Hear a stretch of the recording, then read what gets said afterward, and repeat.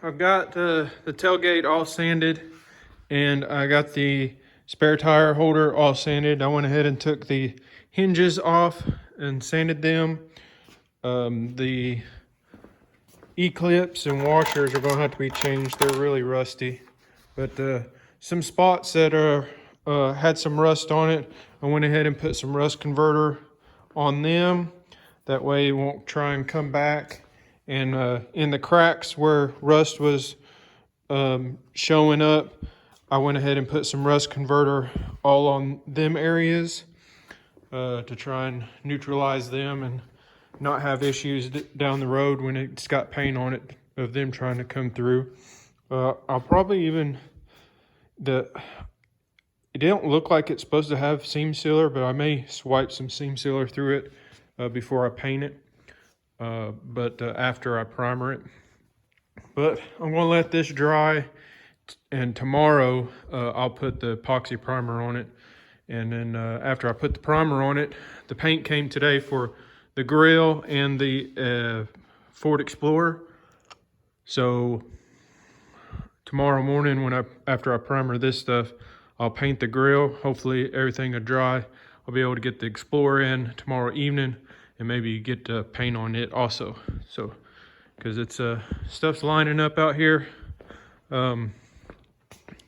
Toyota just came in. A friend of mine tipped pretty good. I'll do a little walk around of it later, but as you can see, it's got quite a bit of damage to it.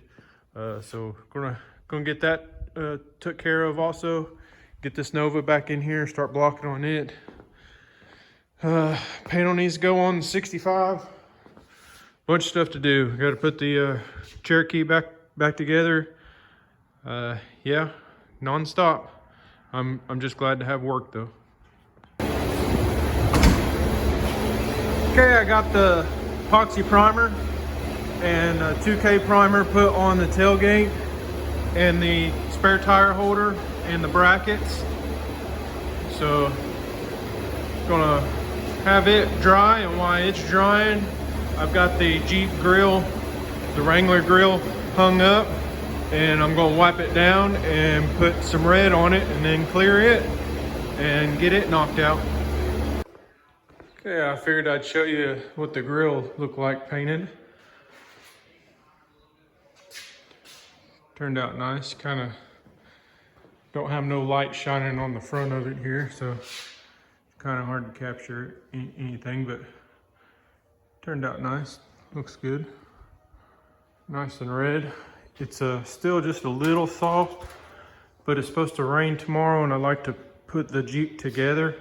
So I moved some things in the shop, and I'm going to try and set this grill on the Jeep because right now the radiator is sitting, the fan shroud's sitting on the fan, and I can't move it unless I sit the grill in there and hold the radiator shroud, the fan shroud off of the fan to be able to start it and move it. But that's what I'm about to do now. But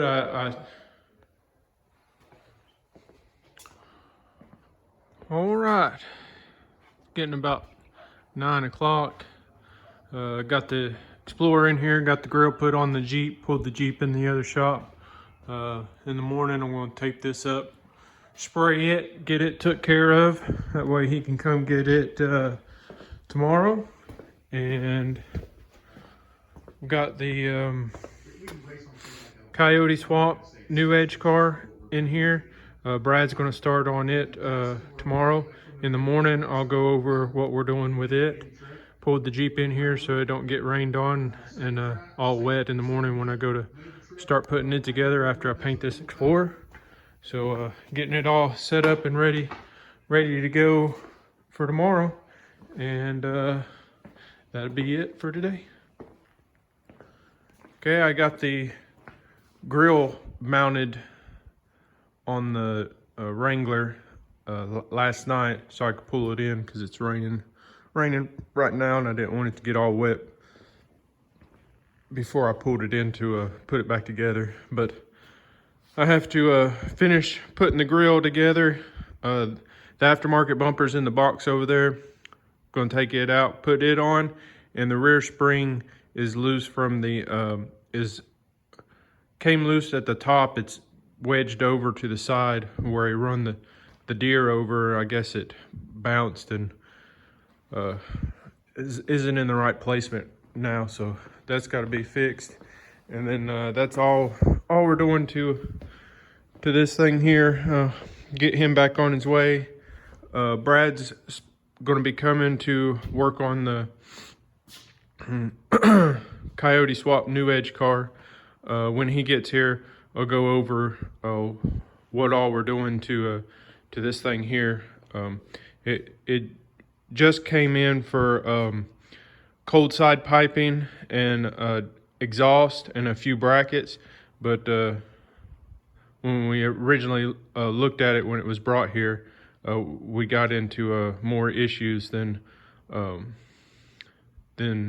at the beginning. So there's going to be a lot more work that's going to have to be done before can even start doing the cold side piping and exhaust.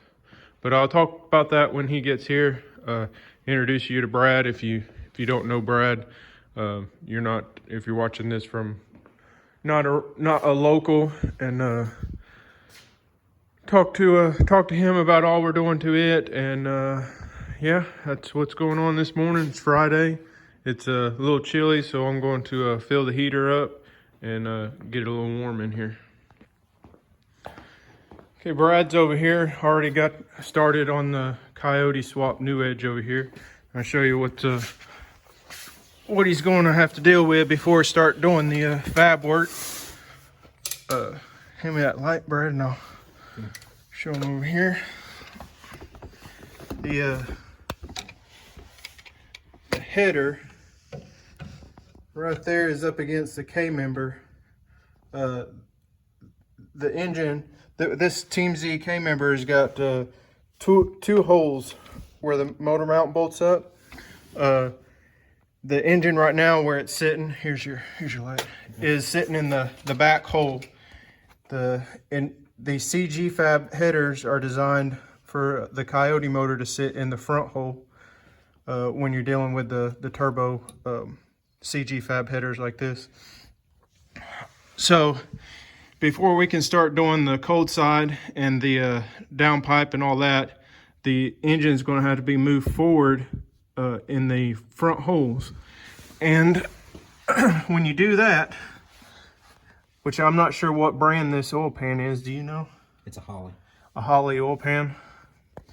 There is less than an inch clearance between the oil pan and the K-member, and you can look up in there at the front hole. From the rear hole to the front hole is a little over an inch, about 1.25 inches. So once he drops this K-member down and moves the engine to the front hole, this oil pan is probably going to hit this K-member. So the oil pan is going to have to be dropped out, modified, or replaced. But I believe we're going to modify this one instead of having to go through the ordeal of buying a new pan. Another thing that we found on this is a turbo oil drain line is too long, and it's got the wrong 90-degree fitting. It needs to have a more sharp 90-degree fitting. That way it's more angled up, and if you see the drain actually comes down and its lowest point is up in here, and then it comes back up and goes into the oil pan. Well, all that's going to do is build up with oil, and it's going to fill up, and it's going to smoke like a freight train out of your turbo.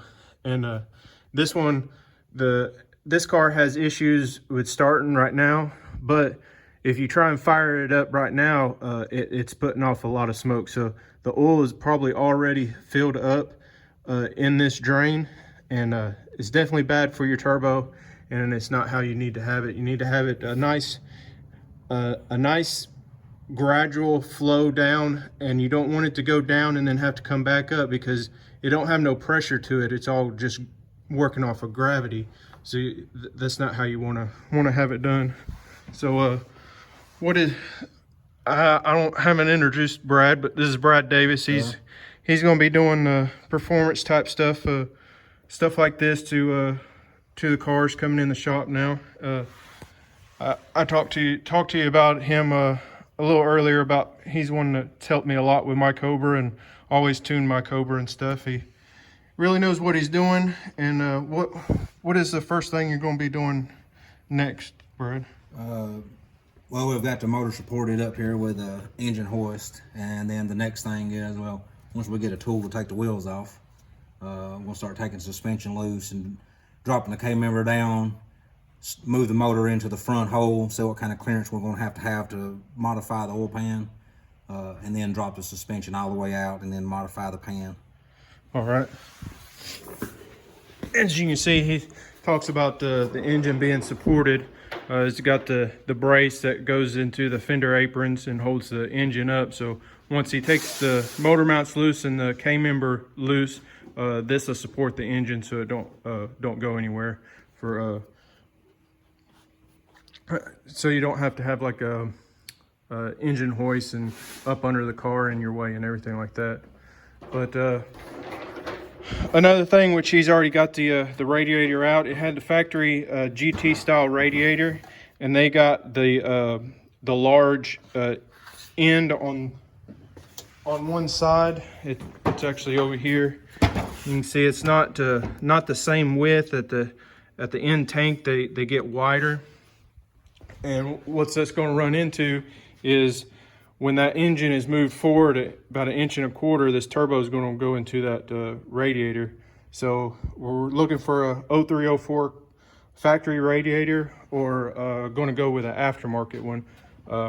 Got a lead on a factory Cobra radiators, so that may work out the best. But he's already got the alternator loose. The alternator was really close to these AC lines, so once the engine is moved forward, we're going to check to see, we had a general idea of all the issues that we're going to run into with clearancing, but once it's moved forward, we'll know exactly. So that's what he's working on right now, and I'll update you throughout the process of when he gets it moved and everything like that.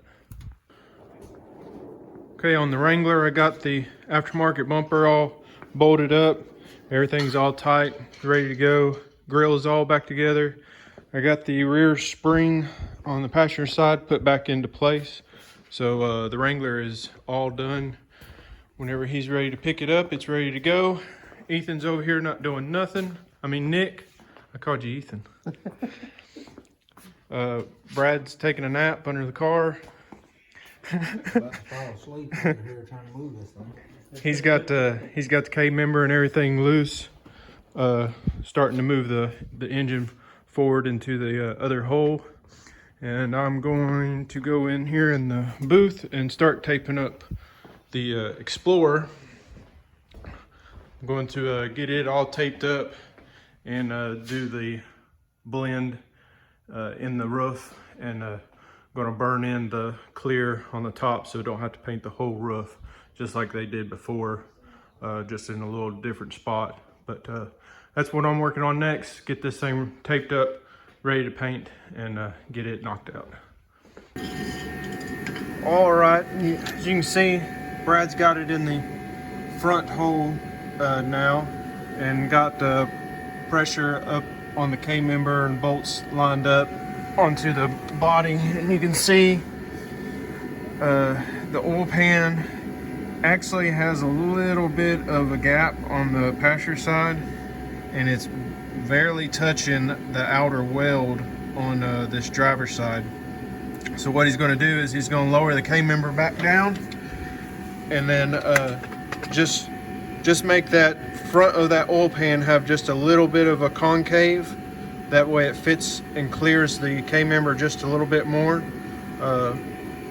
and out of saving from having to buy another oil pan or having to cut it and move it back.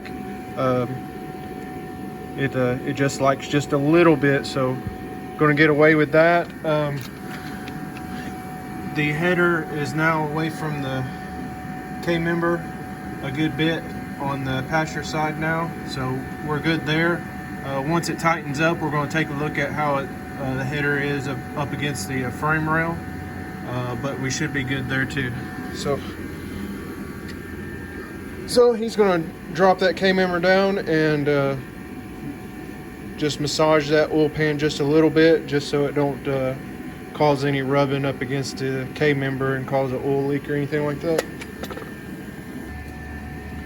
All right, Brad's got everything back up where it's supposed to be. Got the oil pan clearanced. You can see right up here just about how much room the header's got now against the K-member and the frame rail.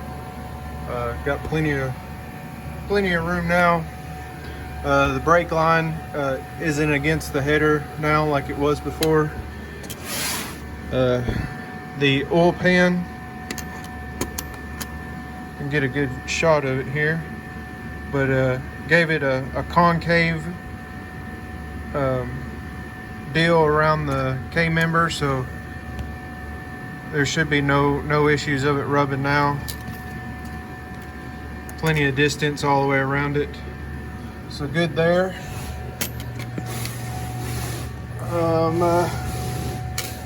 Get out from under it here. What?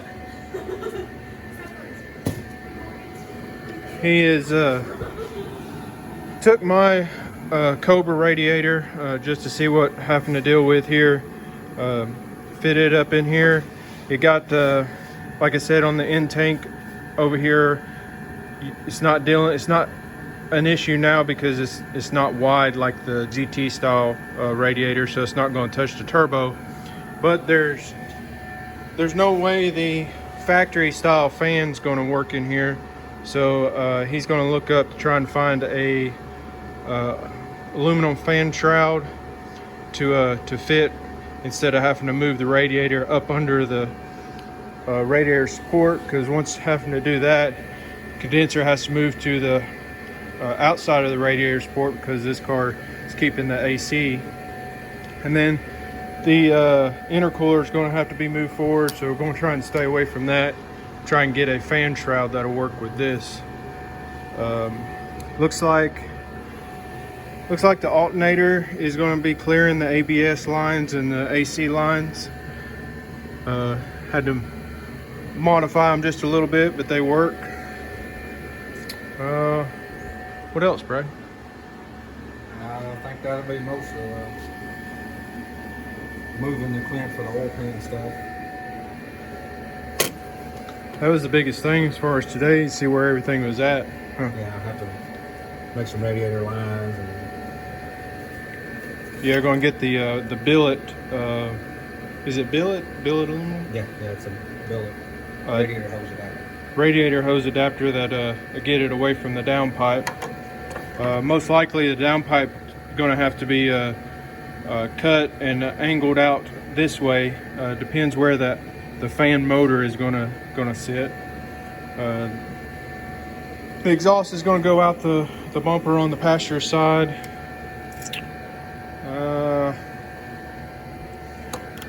Going to have to do some tight work over here, fitting lower radiator hose and the intercooler pipe into the turbo on this side. Everything's going to be real tight on that.